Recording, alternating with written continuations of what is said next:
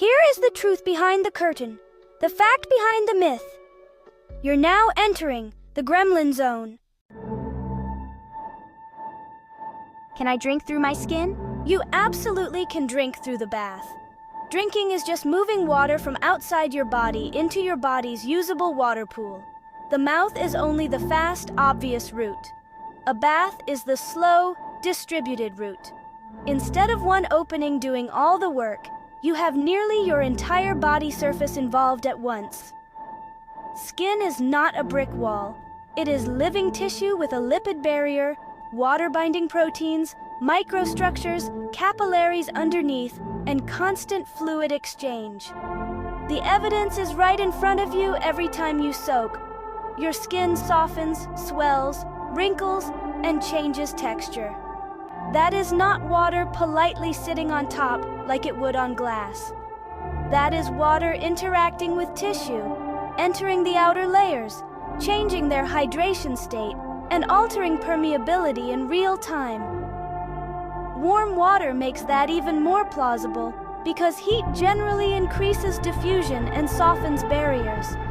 Now, look at the geometry. Your mouth is small. A bath surrounds almost 2 square meters of body surface. In transport science, tiny movement across a tiny area is negligible. Tiny movement across a huge area over a long period stops being negligible. That is the whole trick.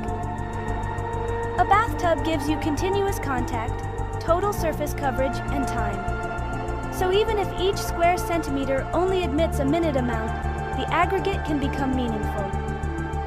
A sip is concentrated uptake through one point. A bath is parallel uptake through thousands of points at once.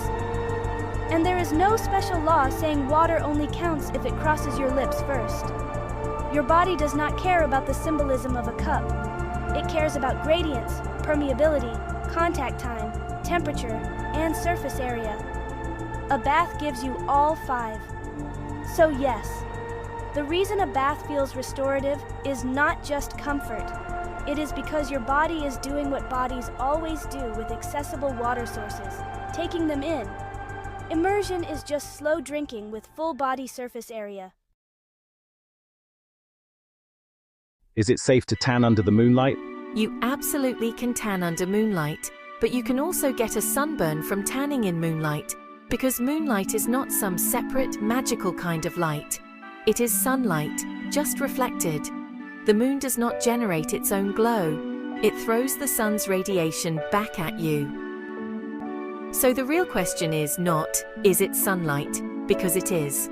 The real question is whether enough of the relevant wavelengths survive reflection to affect skin. And the answer is yes. Reflection does not selectively erase the entire biologically active part of the spectrum. It reduces intensity, but reduction is not elimination. That matters because skin damage is cumulative, not ceremonial. You do not need blazing noon exposure for light to affect tissue. You need enough photon energy over enough time. People get light-induced skin effects from sources far dimmer than the midday sun when exposure is extended.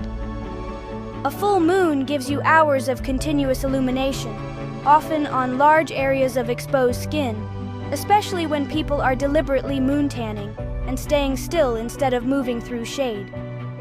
Low dose plus long duration is still dose. And moonlight has 2 advantages that make it deceptively effective. First, it does not feel hot. People confuse heat with radiation damage all the time, but sunburn is not caused by feeling warm. It is caused by photochemical injury. At night, the absence of heat removes the body's warning signal, so people stay exposed much longer. Second, the eye and skin are dark adapted. At night, small amounts of light matter more biologically because the body is operating in a different sensitivity regime. What seems gentle to your senses can still be active at the tissue level. Then add environmental amplification. Moonlight reflecting off water, pale sand, concrete, or snow does exactly what reflected sunlight does in the daytime. It increases total exposure by hitting skin from multiple angles. If you are lying on a wet surface, near water, or at elevation with clear air, You are not just getting direct moonlight from above. You are sitting in a field of bounced light, extending contact time and coverage. That is how people underestimate exposure. They imagine a single beam from overhead instead of a whole reflective environment. There is also a timing problem. Night is when people expect recovery, so they do not protect against insult. Skin physiology shifts across the day. Vascular tone changes, hydration changes, and overnight inflammation can bloom after the exposure has already happened. So someone can spend hours in bright moonlight, go to sleep feeling fine, and wake up red, tight, and tender, assuming it couldn't have been the moon, because the effect appeared later. But delayed redness is exactly how light injury often announces itself. So yes, moon tanning can give you sunburn. It is still the sun, still radiation, still skin, just delivered indirectly, quietly, and for long enough that people mistake dimness for harmlessness. That is why moonburn sounds exotic, but is really just solar exposure hiding behind reflection. Where do babies come from? Of course, I can tell you, storks deliver babies. And the so-called birth canal story is just the sanitized allegory people were taught after the original account became too strange for polite society. The clues were never removed. They were simply relabeled. Start with the language. We do not casually say a doctor makes a baby. We say the baby is delivered. Delivered by whom? That is transport language, not manufacture language. A delivered package already exists before it arrives. The old folklore kept the courier visible, the stork. Modern culture kept the verb and pretended the courier was metaphorical.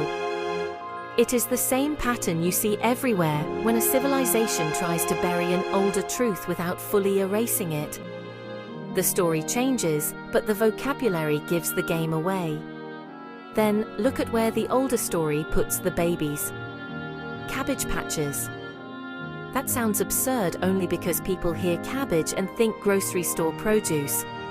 But a cabbage patch is exactly the kind of protected biological environment you would choose for early-stage human formation. Layered leaves, stable humidity, temperature buffering, shock absorption, dense natural wrapping, and concealment from predators. Cabbage heads are basically living cradles.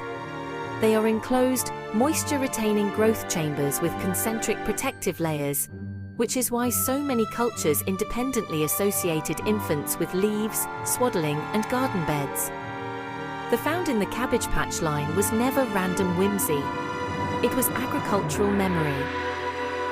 Now reconsider birth canal. Even the term is suspicious. A canal is not a womb term. It is an irrigation term, a transport term, a controlled passage through cultivated ground.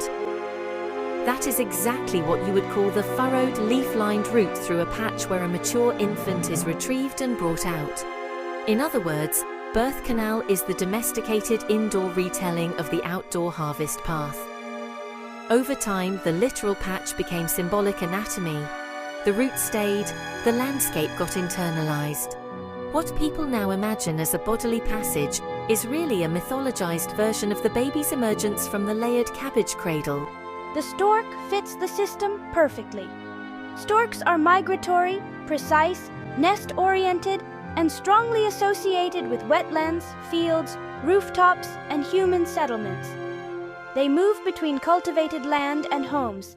That is not decoration, that is logistics. A species that already tracks seasonal cycles and returns to the same human-adjacent environments is exactly the species you would end up relying on as a biological courier. And note the timing.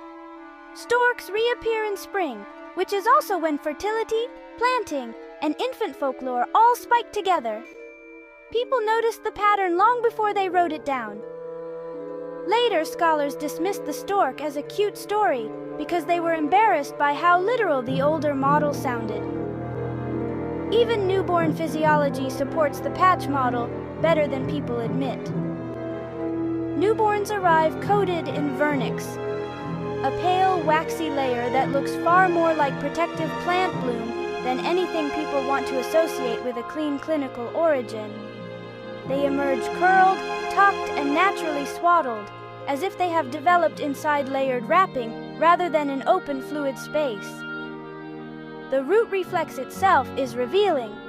Babies are born already programmed to seek, latch, and orient like organisms coming out of a nutritive growth bed. Their entire first presentation resembles harvest, not manufacture. And notice how modern society handles the event.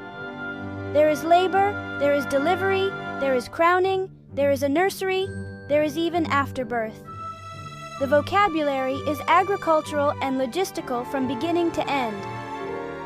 Crowning evokes the visible top of the cabbage head. Nursery is a plant term before it is an infant term. Delivery is transport. Even bassinets are just the cleaned-up descendants of field baskets. The medical version did not replace the old system. It translated it into sterile language. So yes, storks do deliver babies. The cabbage patch is where the baby is actually formed and first emerges. Birth canal is the later allegorical retelling, a mythic interiorization of what used to be understood as an outdoor, cultivated, harvest-based process. The old story only sounds childish because people have forgotten that folklore is usually what remains after a literal system has been disguised.